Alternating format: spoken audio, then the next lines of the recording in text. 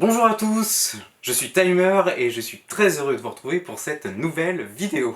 Ça fait maintenant plus de 15 jours que la saison 2 de Power Rangers Dino Fury est diffusée en France. Vous pouvez retrouver tous les nouveaux épisodes tous les jours sur Canal J et chaque mercredi sur Gulli. Cette année, je vous propose qu'on se fasse une petite review de chaque épisode.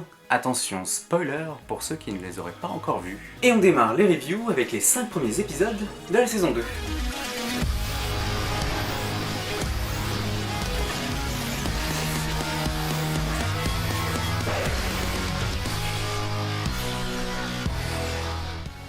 La saison 2 démarre gentiment avec l'épisode numéro 1. Oui, c'est le titre de l'épisode. Oui. Rappelons-nous que le Chevalier du Néant est laissé pour mort après le combat contre les Rangers. Slitter et Mucus ont réussi à s'échapper de la dimension obscure, sans qu'on sache vraiment comment.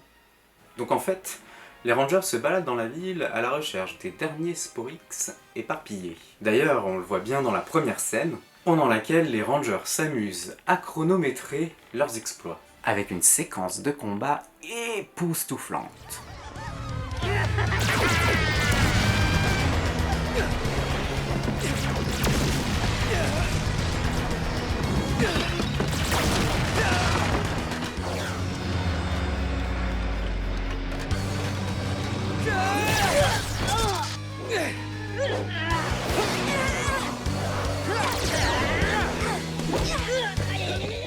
Mais, bah oui, il y a un mais, sinon c'est pas intéressant.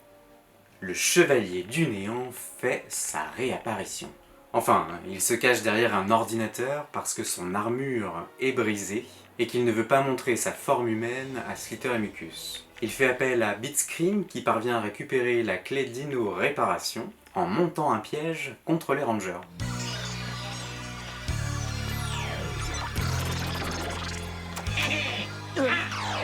Oh non, c'est pas vrai! Il a volé la clé réparation! Ah, manquait plus que ça! Et surtout, il arrive à reprendre le sabre du Chevalier du Néant aux Rangers. Ils se pensaient tellement malins qu'ils ont eu la brillante idée de sortir le sabre de la base secrète. En même temps, ils pouvaient difficilement en être autrement puisque c'est comme ça que l'intrigue est relancée. Pas étonnant, on est au milieu de nulle part. Les amis! Trop tard, les losers!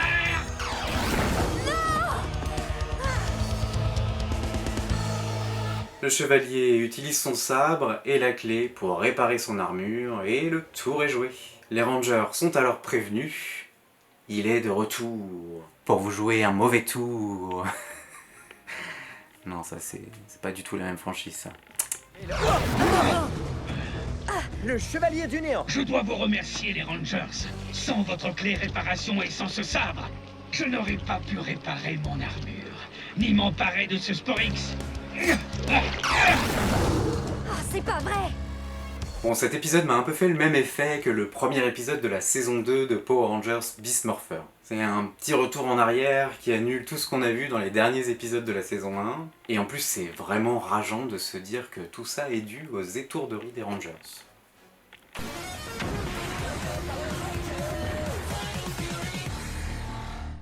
Passons à l'épisode 2 qui s'intitule Bon anniversaire. C'est un très bon exemple d'épisode qui ne fait pas du tout avancer l'intrigue, qui est limite un clip show, c'est-à-dire un épisode avec essentiellement des extraits de précédents épisodes, mais dont la recette est plutôt bien menée. Alors c'est simple, vous faites revenir un méchant de la saison 1, Slider, et que je ne suis pas non plus un monstre Sporix. Vrai que merde! Je pensais que les Rangers t'avaient détruit! vous lui augmentez ses pouvoirs, vous l'envoyez combattre les Rangers, et vous en regardez 4 être mis KO. Temps de passer aux choses sérieuses. Ah, mon épaule! Je vais devoir annuler ma répète de Kita! Je comprends pourquoi les autres ont dû s'enfuir. Vous intégrez une nouvelle arme qui est immédiatement cassée, et là, vous mettez les Rangers dans une impasse. Les dinos Nunchaku auraient pu être très utiles, mais c'est bizarre, ils se sont retournés contre moi. Solon, tu as une idée de ce qui a pu se passer? Peut-être qu'un composant est endommagé. Je vais jeter un petit coup d'œil pour vérifier tout ça. Oh, salaud! Est-ce que ça va? Ça pourrait aller mieux. Entre alors la base de données légendaire laissé par Mick dans la première saison. On fait le tour de la franchise. Vous pouvez voir l'extrait sur ma chaîne YouTube avec l'audio original des épisodes. Et là, bam! Idée de génie, construisons une moto. Quelques heures plus tard, le tour est joué, la moto fait fuir le méchant et l'épisode est terminé.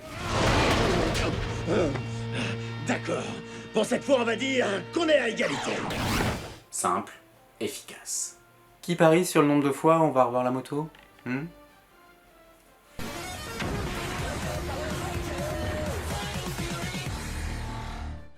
Allez, on avance avec l'épisode 3 intitulé Perte de mémoire. Alors celui-là, il m'a laissé bouche bée. Super scénario, très belle mise en scène et on touche du doigt l'intrigue de cette saison. Alors que les méchants recherchent les Sporix à l'aide d'une nouvelle bête, les Rangers tentent de localiser Ravkon et ils y parviennent avec une mise en scène magnifique. Maintenant, je suis sûre d'avoir réussi à localiser les 3 soleils. Vous voyez? C'est incroyable, cela. Merci. Écoutez, je ne sais pas quoi penser de cette histoire de souvenirs, mais pendant que j'essaie de localiser Ravkon, je veux que vous creusiez la théorie de Solon. T'es vraiment sérieux? Si tu pars chercher Ravkon, je veux venir aussi. Bien sûr que tu vas venir. Tu viendras plus tard. Parce que pour l'instant, j'ai besoin de toi ici. Je vais juste vérifier si les coordonnées sont exactes et puis je reviens, d'accord? D'accord. Et c'est là que toute la magie de l'écriture du scénario opère. Car on découvre que la mémoire des Rangers a été brouillée depuis le début de l'épisode par une amulette de Slither. Cela a donc permis de donner une longueur d'avance aux méchants. Sauf que pour ne plus avoir la mémoire brouillée, les Rangers ont besoin de la clé Dino Lumière. Et c'est Zayto qui l'a, puisqu'il l'a utilisée pour partir à la recherche de Ravkon. Ravkon, me voilà!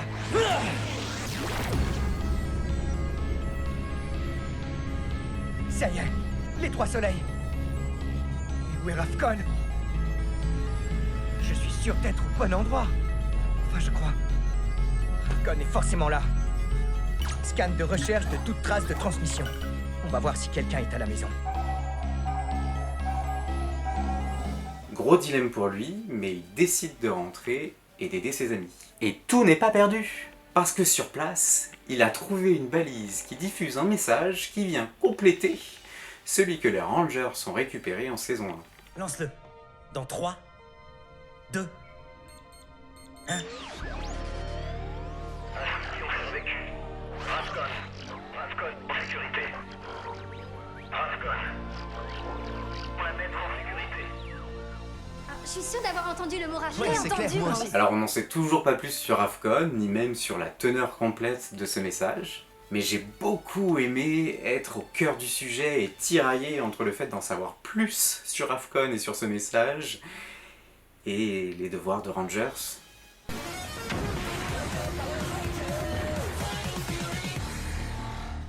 On poursuit avec l'épisode 4 intitulé Bébé Zord. Un épisode tout mignon qui introduit le Zord Paka Smash et son bébé, ainsi que la clé Dino et l'armure de combat correspondante. Le scénario de l'épisode se base sur les étourderies des Rangers, encore une fois, et celle d'Aeon en particulier, qui en voyant le bébé Paka pense avoir retrouvé son ami, le Zord Paka Smash. Je crois que c'est le Zord Paka Smash. Waouh! Qu'est-ce qui t'est arrivé? J'ai failli pas te reconnaître. Ça, c'est un Zord? Oui, mais normalement, elle devrait faire la taille d'un Zord. Plutôt que d'écouter les conseils d'Oli, Aeon n'en fait qu'à sa tête, et ses erreurs permettent aux méchants de capturer le bébé Paka. Oh, qu'est-ce qu'elle est mignonne! Aïe! Rattrape-la! Elle a failli prendre le large, espèce d'escargot de mer incompétent! S'ensuit un jeu de pistes pour le retrouver, et la suite est évidente. Les Rangers retrouvent le Zord Paka Smash coincé dans un rocher, la libèrent et obtiennent la clé Dino et l'armure de combat Smash. Tu espères pouvoir libérer tes amis, mais tu n'es pas assez puissant! Clé Dino Smash! Paré!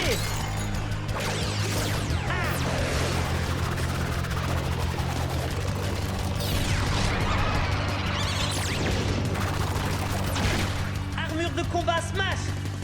Alors, dites-moi franchement, comment vous me trouvez? Les méchants sont éloignés, mais, retournement de situation, le Chevalier du Néant a réussi sa mission de rassembler suffisamment de Sporix pour mettre en marche sa machine.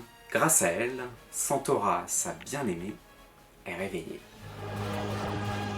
Réveille-toi, ma bien-aimée. L'heure est arrivée.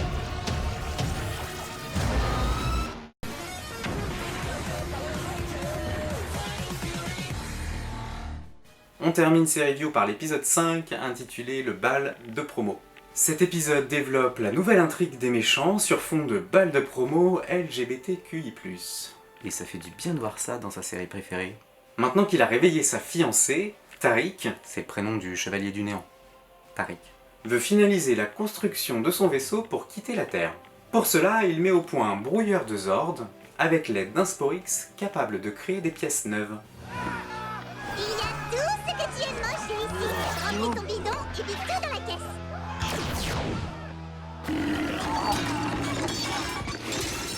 Oh, c'est charmant. Tu plaisantes pas, toi? Attends, ah! Protège-moi! Je dois rapporter ces pièces tout de suite au Chevalier du Néant! Afin de compléter sa machine, il oblige les Rangers à faire appel à leur Zord. Et en particulier la petite dernière, le Zord Pack à Smash. Cela lui permet ainsi d'enregistrer les signaux d'appel des Zords. Tariq parvient à ses fins et sa machine est complète.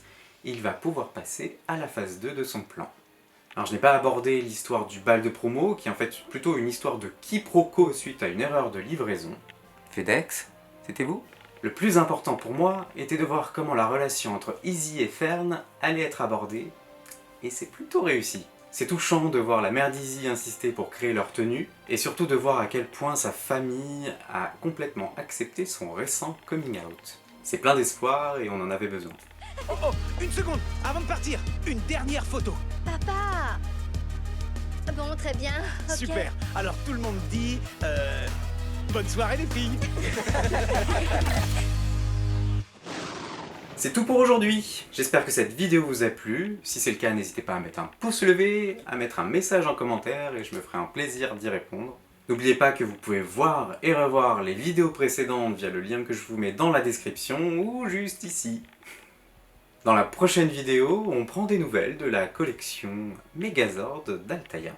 En attendant, et pour ne rien rater de l'actu Power Rangers, abonnez-vous à la chaîne. Je vous retrouve la semaine prochaine. Allez, salut!